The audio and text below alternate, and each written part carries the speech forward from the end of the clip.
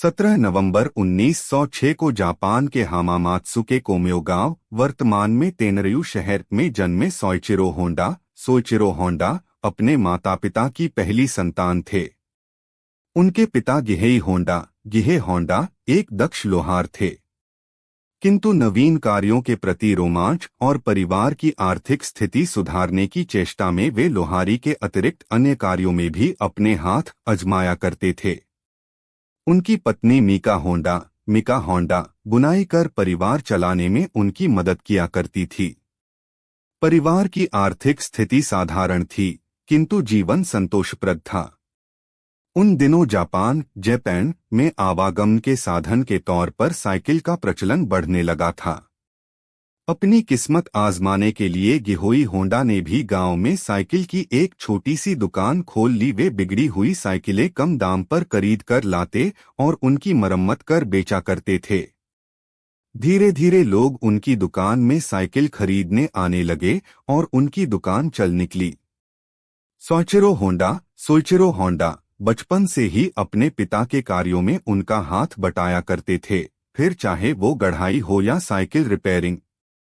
कार्य के प्रति रोमांच, सीखने की ललक और फिर पूर्ण अनुशासन व तन्मयता के साथ कार्य में जुट जाने का गुण होंडा को अपने पिता से ही विरासत में प्राप्त हुआ था।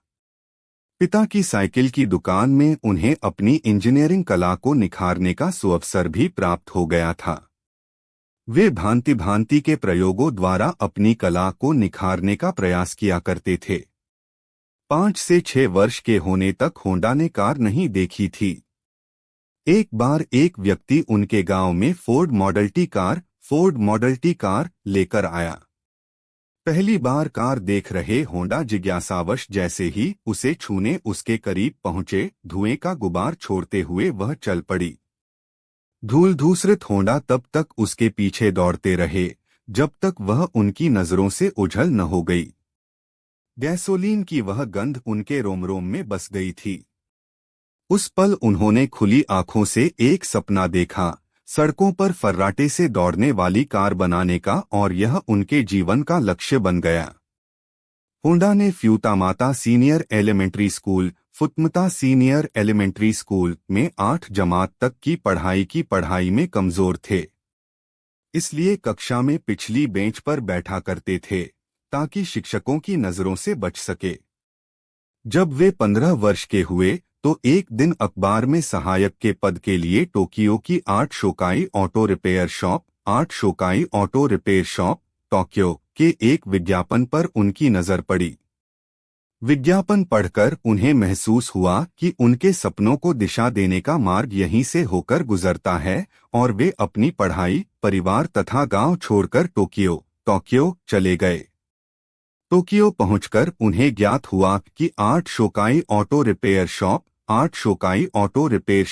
टोक्यो में अब मात्र साफसफाई कर्मचारी की जगह ही शेष है। साफसफाई करते हुए रिपेयरिंग सीखने का अवसर प्राप्त हो सकेगा, इस आशा में वे वहीं रुककर साफसफाई का काम करने लगे। वे छुप कर मैकेनिकों को कार की रिपेयरिंग करते हुए देखा करते थे, और जब कोई आसपास न हो तब कार को नजदीक से जाकर छूकर देखा करते थे। कई महीनों तक वे उस दिन का इंतजार करते रहे जब उन्हें रिपेयरिंग कार्य सीखने का अवसर प्राप्त होगा, किंतु वर्कशॉप के मालिक सिनिची साकीहारा रिपेयरिंग के बारे में सिखाना तो दूर, उन्हें कार के समीप भी जाने नहीं देते थे। समय गुजरने के साथ होंडा की उम्मीदें टूटने लगी।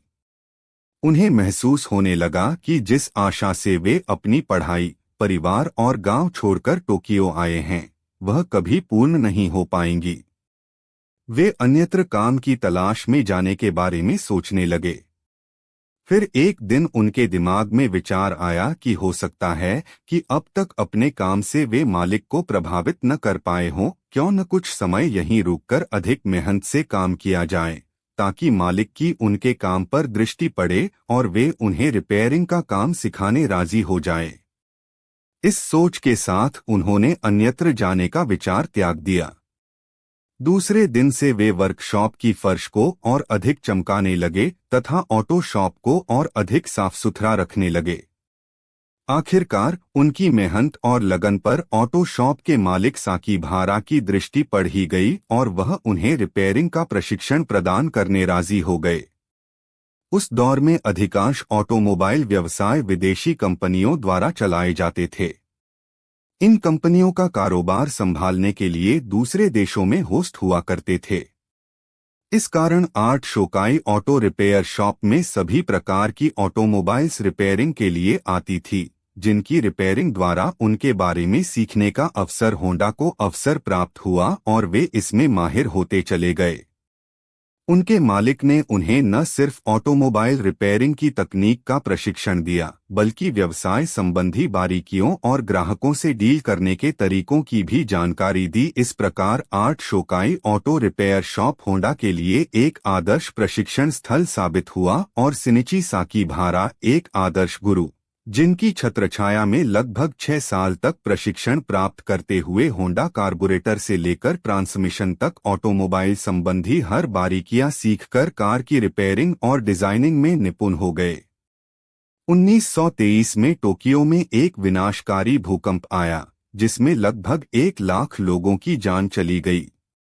आर्ट शोकाई ऑटो वर्कशॉप तहस-नहस हो गया और लगा उसके साथ होंडा के सपने भी। भूकंप के उपरांत मैकेनिक पुनर्निवास में अपने परिवार की मदद करने गैराज का काम छोड़ अपने अपने गांव लौटने लगे और गैराजों में काम करने के लिए मैकेनिकों की कमी पड़ने लगी। होंडा अपने गांव वापस नहीं लौटे, बल्कि वहीं रुके रहे।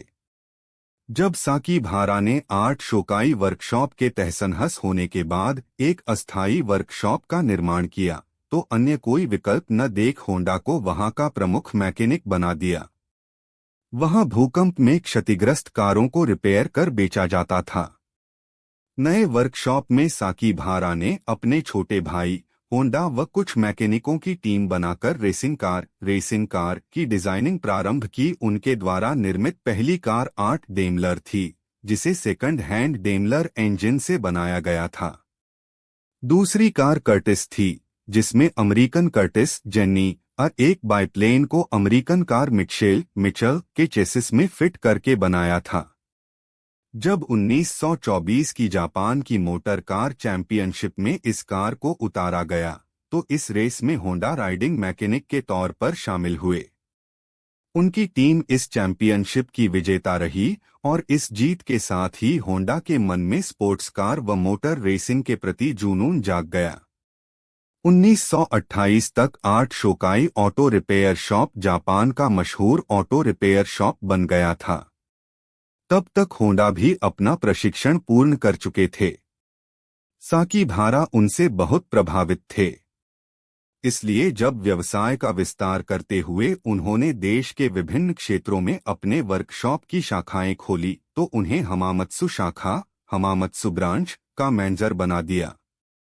वहां होंडा ने हर प्रकार की कार रिपेयर की और अच्छी आय अर्जित कर ली। एक कर्मचारी से प्रारंभ हुई यह शाखा प्रगति करते हुए 30 कर्मचारियों तक विस्तृत हो गई। सब कुछ अच्छा चलने लगा तो सोइचिरो होंडा ने एक स्कूल शिक्षिका साची से विवाह कर लिया। अब उनका जीवन संतोषप्रद था। कहानी पसंद आई तो लाइक करें, कमेंट करें और शेयर करें। हमारे YouTube चैनल पर नए हैं तो सब्सक्राइब जरूर करें। आपका बहुत बहुत धन्यवाद।